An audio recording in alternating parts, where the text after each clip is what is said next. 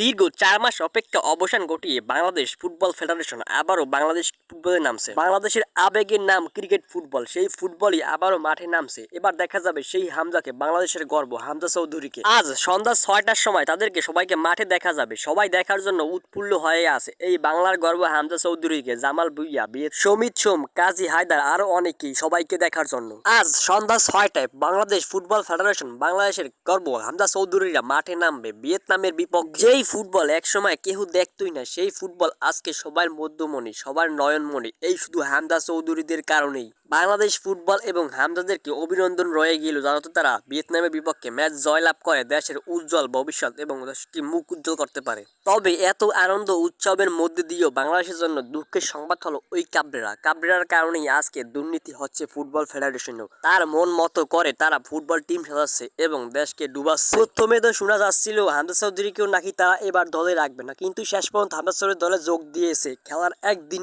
আগে। সরাসরি হামজা চৌধুরী তার লিগ থেকে দলে যোগ দিয়েছে ভিয়েতনামে এবং সেখান থেকেই আমাদের সবার মাঠে দেখা যাবে তাদেরকে।